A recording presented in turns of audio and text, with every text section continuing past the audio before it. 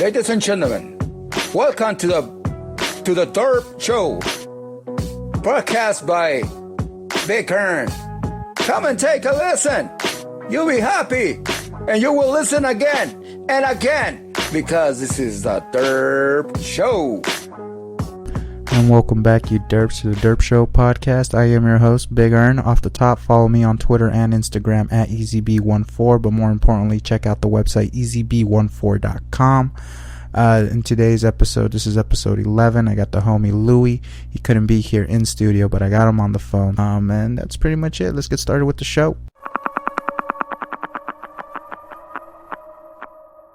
And welcome back, you Durps, to the Durp Show podcast. This is your host, Big Ern. I got a very special homie here on the phone. Say what up, Louie. Hello. That's the homie. Even though we've been trying to set this up for about 2-3 weeks now. Come on, man. Yeah, this is a long time coming. But no, this is a very good homie. I'm gonna explain to you a little bit why. I met this guy at UC Riverside. Just out of nowhere, we run into each other in class, and we kind of click. Do you remember exactly what made me stick out compared to everybody? Were we just sitting next to each other? Was that it? You would come in every day, headphones on, just head nodding and shit. And I thought, okay, this dude is clearly into hip hop. I was like, well, you know what? Maybe this dude is into hip hop. Let's see what he's about. So, struck up a conversation. And lo and behold, he was into a lot of the same music that I was into, and that's kind of where it originated. Yeah, and I do love talking hip hop with you. You're right. I think I was just chilling in the back. I usually don't go out of my way to meet people.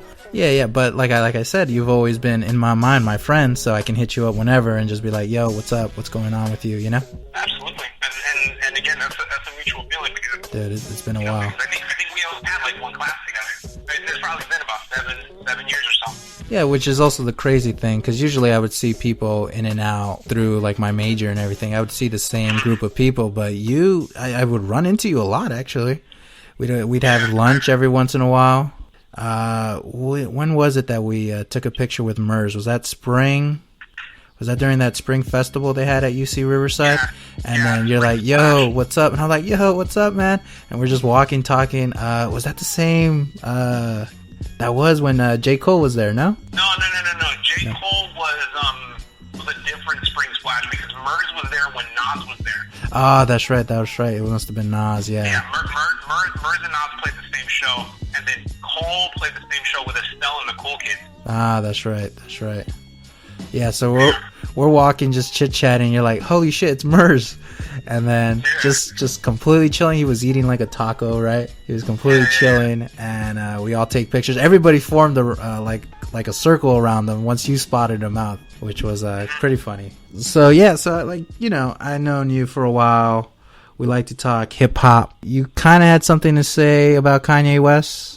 You want to do your rant here? Go ahead, man. Say whatever the fuck you want to say. Because I love Kanye, and you love Kanye, and we both actually talked about it during lunch one time. I think me and you were talking about the masterpiece that is My Beautiful Twisted Dark Fantasy.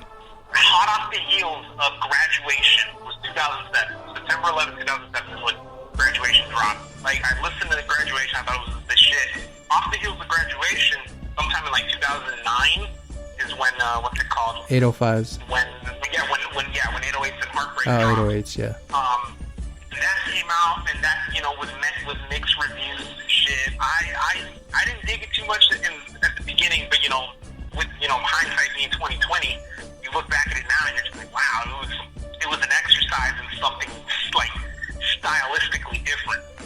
So 2010 rolls around, Dark Twisted Fantasy drops. Immediately takes the place of my favorite Kanye West album. Immediately.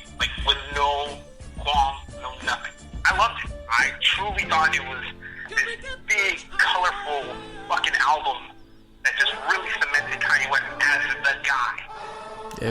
It's borderline classic. Yeah. I didn't see a classic album until Good Kid, Mad City came out. Damn. In hip hop. Damn. And a lot of people got close. Take Care was good. Take Care was really good.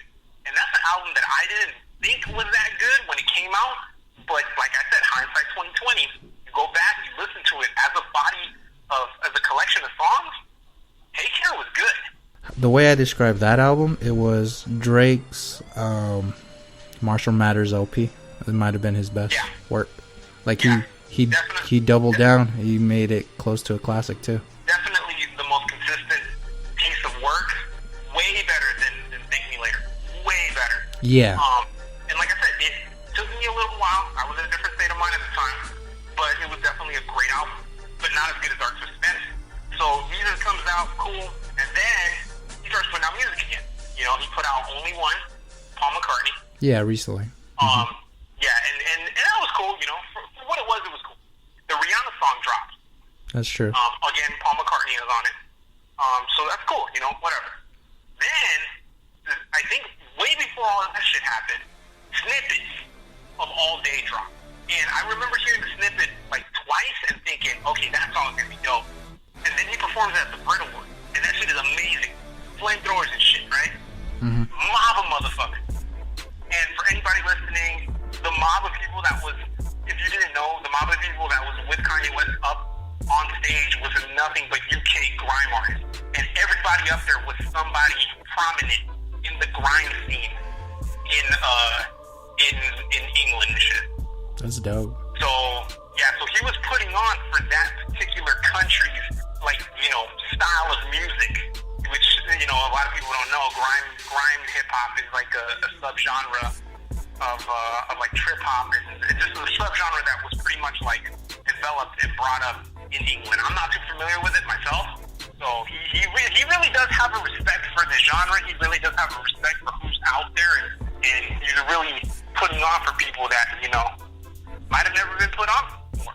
Yeah, this is coming off the heels of his Grammy little stunt that he tried to pull when he tried to walk up. So, I mean, he's already, like, in the bad limelight. I saw so many people just, like, questioning him and his artistry and calling him a douchebag. And it really sparked, like, a conversation for, like, weeks after that, dude. Until about the time he put All Day, and then everybody just kind of shut up because it was a good song. It's funny to me that people still are surprised when he does shit like, because he's been doing it prior to Taylor Swift.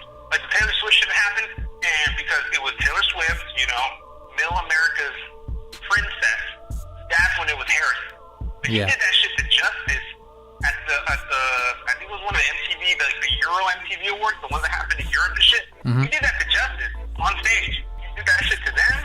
I mean, motherfuckers, Old Dirty Bastard did it, you know, when Puff won, like, the VMA back in the day. Tim Comerford did that shit when Limp Bizkit won for Best Rock Video at the VMAs. There's been times where Kanye West has said, I don't deserve this award, and made that apparent. He really, truly believes in his heart of hearts that certain music is better than other music, and that's just who he is. Like I said, he's been doing it forever. And I guarantee you, if somebody does it to Kanye West, it won't be taken the same way. But the beautiful thing about Kanye West is today, like, music industry and entertainment industry's last great villain. He's a bad guy. He's like Tony Montana. Like, it always reminds me of that scene in Scarface where he's in the restaurant and he's fucked up and he goes, you know what? You people need people like me. So you can point your fucking fingers and say, that's the bad guy. He's a very passionate guy, man. And when people are really passionate, they kind of just say what they're feeling versus what they mean.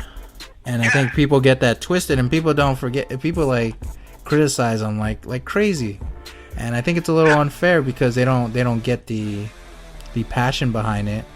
But, you know, sometimes maybe he has to tone it down, and he even acknowledges that. But people scrub that under the rug when he does the interviews. He's like, you know what, maybe I shouldn't yell at Sway, and I go back and I listen to Beck's album, and it's pretty good, you know. Like, that just goes under the rug. People still just remember the negative parts of it, and that's kind of fucked up. It says a lot about our society, you know. He's the industry's last great villain. Everyone hates him except the people that love him and are loyal to him. I being one of those people, I'm loyal to Kanye West, and I fuck with anything that I will give a listen to anything that he makes, that he's on. Will I fuck with it? I can't say that I'll fuck with everything, But for the stark majority of it, I'm behind them. And it's like I told you that one day, I was like, look, at this point in time, Kanye West, and you might have to edit this for TV. At this point in time, Kanye West could physically abort a fetus himself, take the fetus, kick it into a church, and eat it in front of like a pack of nuns, and I would still ride with him. It's not about who the person is as an artist, it's the artistry. Fucking Van Gogh was a drug addict who we're gonna appreciate as the art. Art is gonna be presented, and that's what it is. Every artist is flawed. What's his name? Basquiat. Basquiat was a heroin addict. Yeah. He died for that shit. You know, but people revere his fucking his works and stuff because they're so good. You know, celebrity is such a crazy concept right now because we live in a time where there's no such thing as privacy. Do you imagine how fucking crazy it would have been if Van Gogh had Twitter? Or if Basquiat had Twitter? If they just could say everything that they wanted to everyone all at the same time? It's gonna be ridiculous, yeah.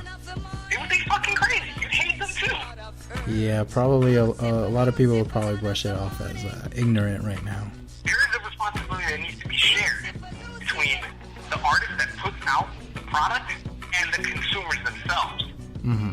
If I put out music that has, sexual themes, bad language, everything that little black and white sticker tells parents that they're not supposed to let their children listen to, there's a responsibility in the parents that has to be acknowledged, that doesn't get acknowledged enough. It's like, I'm saying all this fucked up shit, and Tipper Gore all of a sudden back in the 80s was like, oh, well, we need to make sure that everybody knows that there's fucked up shit. Cool, that's fine, whatever. But at the same time, you need to be fucking parents, and you need to sit there and take an interest in what the fuck your kids are doing. Take a listen to what the fuck they're listening to. And if you don't like it, don't let them listen to it. You're a fucking parent, act like one. You gotta make sure that you know what to instill in your fucking kids, because at the end of the day, they're your fucking kids. Yeah, I think just a lot of people are getting it really confused. The lines are being very blurred to this day with all this social media of what music is versus what is life. It's getting really blurred. And you're right, that speaks on a lot of the responsibility. I would say, right around our age group, kids who grew up in the 90s kind of get that. But these new kids, they don't see it. And it's only getting worse, and you only hear, stories about these kids doing the most stupidest shit ever, and it's not making sense. It's really, if anything, it's kind of a decline of intelligence for them, because they're really putting celebrity and fame and music and movies as their top priorities, as their role models, since everything is consumed. And it's a huge issue. I mean, you gotta step back and just be like, you know what? It's not really about that. Don't let an image dictate your own feelings. You should be smart enough to separate that on your own. But and at that point, you can totally say that that's the responsibility of the artist. Yeah. It's an artist's responsibility to know what they can say, when to say it, and have some sort of tact, whether it be in real life or on wax, that you know what to say, when to say it, and you know that if you do say something, you're going to have to face some type of consequence, because not everyone's going to be like, oh, well, that's cool, he said this, and that's fine, It's a culture that's been building ever since people were given a window to everybody else. If you look at the 50s, and you look at it in the 60s and shit, when the Beatles first touched down to the United States, it was fucking crazy. You know what I'm saying? It's this thing where it's we don't realize how similar we are as generations go by. I remember when I was 10, 11 years old, I remember seeing multitudes of girls just screaming their heads off for the boy band at the time. Backstreet Boys. And yeah, exactly. Backstreet Boys, NSYNC, what have you. There was, and it's now those same people will look at little girls right now 6 years ago when they were tripping off of, the Jonas Brothers, or when they were tripping off of Justin Bieber, and girls like right now, we're tripping off of like One Direction, or they're tripping off of like 5 Seconds of Summer, or whatever the fucking fad is right now. And then you look at them like they're fucking retarded, and they're fucking stupid. And it's just it's something that we have to, as people, we have to kind of sit back and say, we're getting old. When people talk about how great the cartoons were in the 80s or in the 90s, they're like, oh yeah, like the cartoons are so fucking great. These people are the same people that have never once sat down and watched the cartoons of today. And I can vouch for this because I still watch cartoons and I still love them. There's a lot of quality programming on TV right now. A lot of good cartoons. You can't get heartfelt shit from Ren and Stimpy. You really can't. You know what I'm saying? You can't get a nice happy like moral of the story from Ren and Stimpy. You can't do it. Then I had someone tell me, well, it seems like there was more of an overabundance back in the 90s. There was a lot more of better cartoons than there are now. Well, yeah, that's cool and everything. But then you also have to realize that the attention spans of children has changed dramatically. Kids don't sit in front of the TV anymore. But then again, we go back to the 80s, and then you look at, Transformers. They were trying to sell us toys. G.I. Joe, they were trying to sell us toys. Yeah. You know what I'm saying? Like, it's just, they're trends that have been happening, that have already happened. But people like to sit here and talk shit, and then put the 90s as a decade on a pedestal and say, we had it better when we were kids. And now we sound the same way that the people that grew up in the 80s sound. And then the people that grew up in the 70s, and the 60s, and the 50s, and it just keeps going back. And now we sit here and go online and say, oh, well, fuck your cartoons of today. Fuck your music of today. Back when I was a kid, it was crack. And the problem is that now we sound old as fuck. Yep. I, for one, refuse to sound old as fuck. Fuck that. I love cartoons right now as much as I love the cartoons of the 90s. I fuck with rap and hip-hop right now the way that, people fucked with it in the 90s. I listen to a bunch of the new rappers that are out right now, Young Thug, I've heard some of his shit, Rich Homie Quan, I heard some of that shit. I heard, Ray Shremmer's shit. It's not bad. If I'm in the club and I'm trying to feel myself, and I'm trying to feel the atmosphere, just be reckless, play me some Ray Shremmer. Play me some OT Genesis. Play me some OG Macca. Play me all of that shit that cracks in the club. If that's the way you feel, that's the way you feel, man. I respect it because you have valid reasons. You have valid reasons to support anything. I can totally respect it. What I can't respect is like people who are not willing to listen to the other side or think they're right just because they're right. And this goes from different topics, from all the negativity rap and hip-hop music gets to politics. There's just there's no middle ground here. You got to either be left or right, where you could be in the middle. Yeah, we're living in a crazy time where everything's online, and I mean, me personally, I've taken a step back from it all, because I was dipping into it a little bit too much, but I like to take a step back. If anything, I like to poke fun of it, step back and then just completely flip it on its head and just, instead of saying something really positive, I'll say something really negative as a joke. As a joke, though, not a lot of people get that.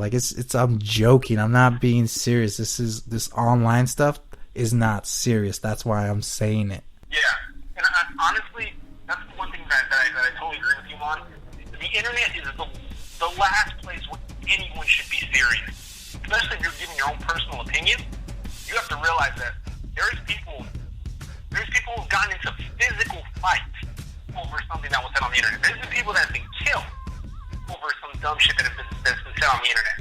I truly believe that other than 4chan, the most fucked up place that you could ever end up on is the YouTube comment section. And it could be whatever YouTube video it is. You want to see the most fucked up comments? Go to something popular and just go to the comments. There's a lot of trolls out there. It's full. Yeah. It's very insensitive. It's very it's just all over the place, man. It's senseless violence, even though there's no one physically getting hurt. Yeah. You try to inflict pain, emotional pain, make people feel stupid. Yeah. Whatever. You got to be the bigger man here and just kind of let it all slide and just kind of ignore it, Mm-hmm. Because the more you feed into it, the more, like, do you know how to kill like an attention whore and it's somebody who's looking for attention? You don't pay them attention. That's how you kill them. Exactly. You just completely ignore it and move on. And when you do that, then it's not working. But people don't get it because they're noobs and they want to comment about everything. They want to give their opinion about what happened with Kanye West. They want to give their opinion on this music video. And the wonderful thing about the internet is that, it's given every single one of us a voice. The problem is that it also makes us see how fucking stupid we all are. Yeah. Not every single person is smart enough to have a voice. True. Which is why I personally keep all my opinions off the internet. I don't opinionate for shit because I've learned the hard way that there's always going to be somebody who is way more reckless than me, who will talk shit to me. And it's like when I don't agree, if I present an argument in a valid way, they will counteract with personal insults. So I keep my opinions off the internet, as realistically everybody should, because who the fuck cares, man? As far as like opinions, I like to keep it like on a one-to-one basis where I can actually hear you out and you can hear my stance on it. If I disagree with you, I'm not gonna disagree with you online. That's stupid. Then we're just gonna argue about semantics, about whose grammar is better. I misspelled one word and all of a sudden my opinion's invalid. No. Come talk to me in person. I'd rather talk to you in person and let's see what you're gonna do. And here's the best part of it all. Here's the kicker. That as we say this, these are my opinions that will eventually end up on the internet. True. You know what I'm saying? Like that's the craziest part of it all, is that I'm sitting here talking about my opinion on opinions is this. And my opinion is that I keep my opinions off the internet. But then again, this podcast is about to show up on the internet. Yeah. The comment section for everybody to weigh in on if they want to. So it's like it's a double-edged sword. It's basically us biting our own ass. It's a one big circle. Yeah, exactly.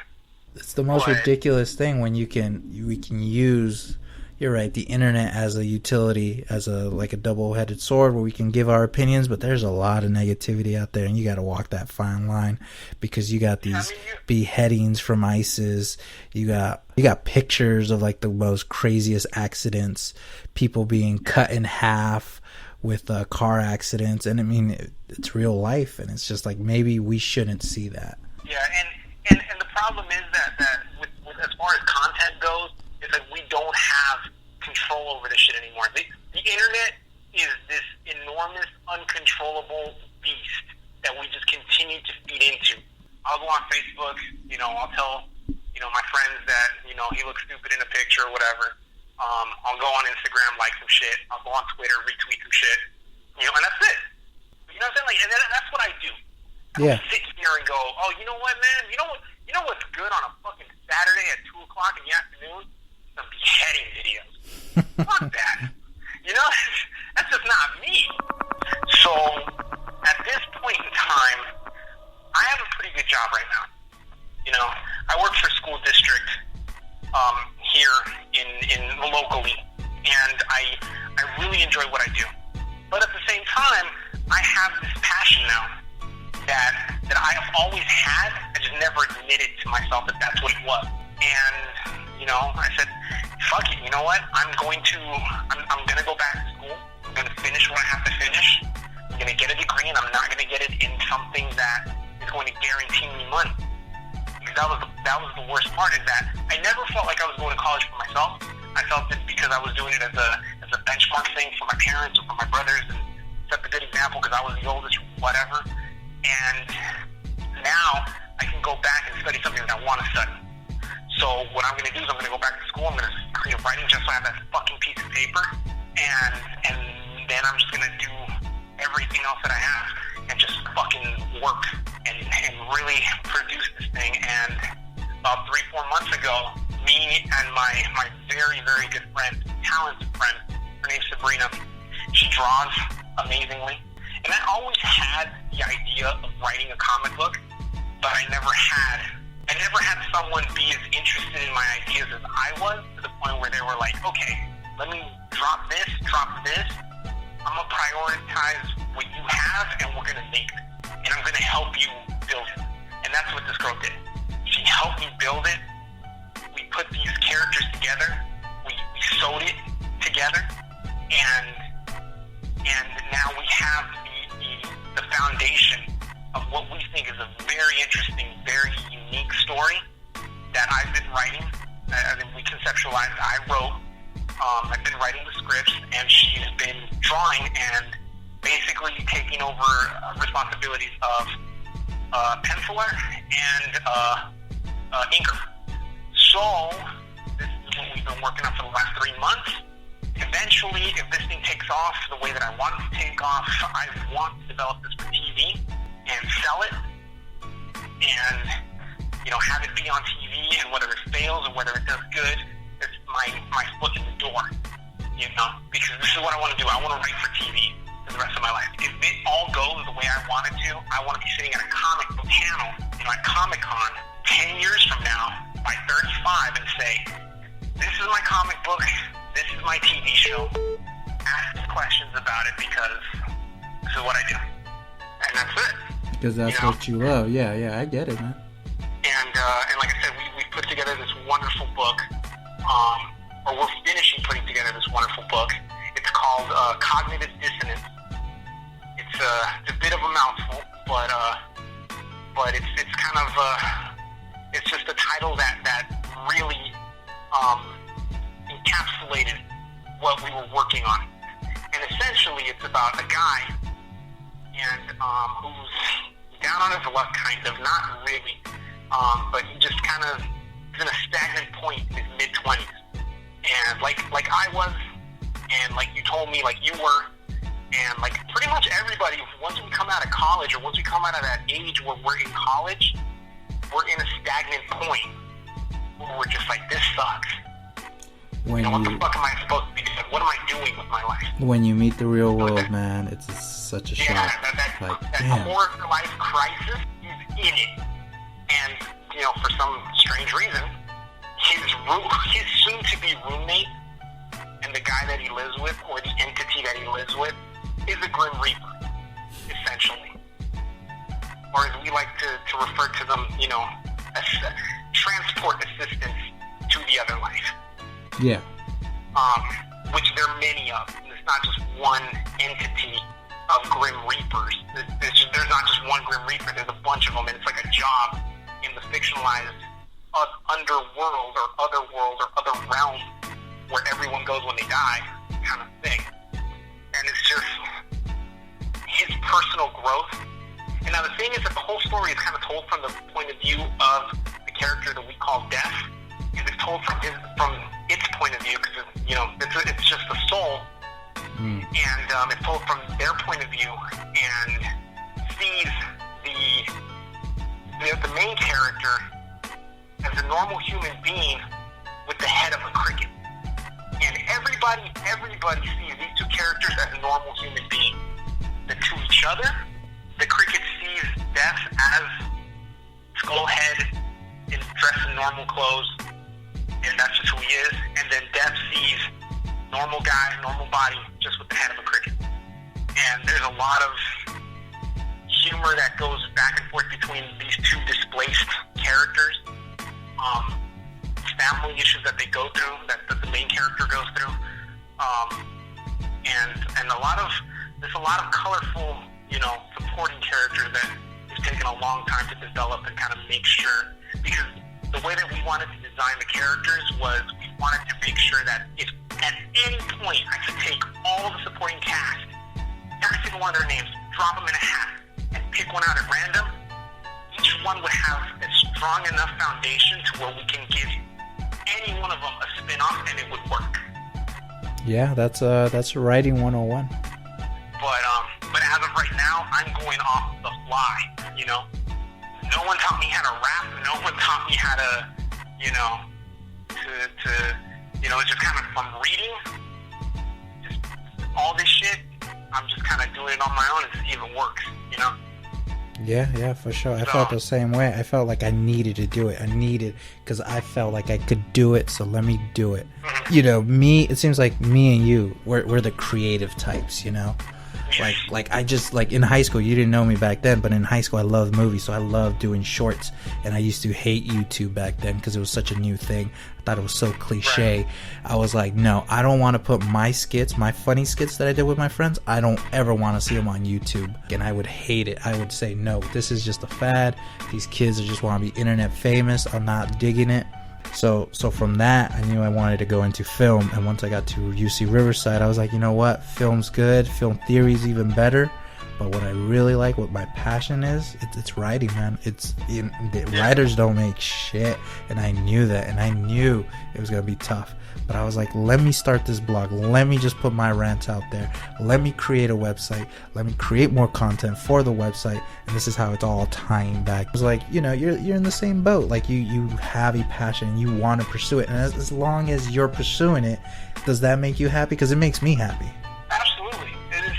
This has been like a source of not only happiness, but fulfillment in the last, 4 months of my life. Like, I've been out of high school since 2007, and I've always felt like, what's the thing that's going to make me happy? And for the first time since that, it's 2015 now, since 2007, I have not found one thing that's made me as happy as this project is making me right now. And the best part of it all is that my co-creator, we're dating now. And I've never had that before, where I was in a relationship with someone who was also an extremely creative person, and that we actually, our creative juices lined up to the point where it's like, oh, well, we can work on something together. So it's a completely different, atmosphere when we sit down and go, well, this idea is good. This idea is not so good. We can run with this. We can run with this. We can do this. It's like, anytime that I'm hanging out with her, anytime that we go out on, on a dinner date or a movie date, it's just, we could probably incorporate that into the book. Or, you know what, that's a good-ass idea. Or, you see that building over there? That shit would look great in the book. And it's a constant thing. And it's amazing at this point because it works so beautifully. Like, I can sit here and just be like, okay, I'm going to write this, and I think this is going to be funny. So, it's great, man. Yeah, dope. I'm having the most fun I can honestly say that I've ever had in my life. Dope. We're literally just writing. So let me see. Anything else you want to promote? We also have a bit of a podcast. I don't know if you're cool with me, putting that out. No, go ahead. Hey, I was just gonna say too. Is that your boy there? Dude, you guys are doing excellent. Yes, I was gonna say it afterwards though. Go for it. We appreciate it.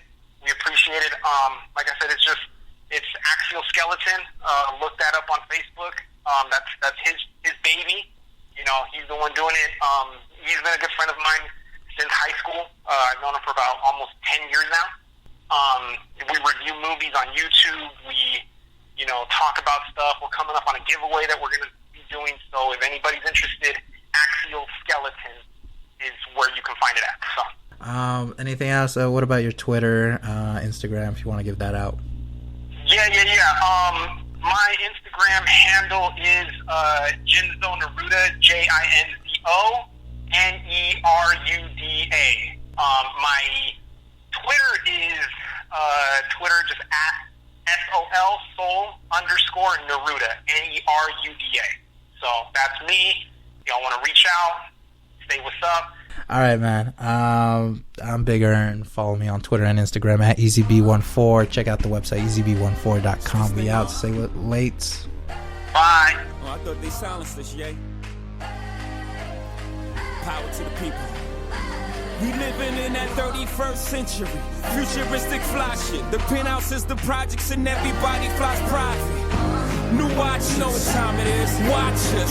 They can't stop us. The prophets, biatches. No one man should have all that power. The clock's ticking, I just count the hours. Stop tripping, I'm tripping off the power.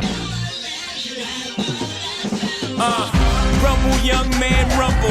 Life is a trip, so sometimes we gon' stumble. You gotta go through pain in order to become you. But once the world numbs you, you'll feel like it's only one you. Now you got the power to do anything you want to. Until you ask yourself. myself, is this what it's all come to?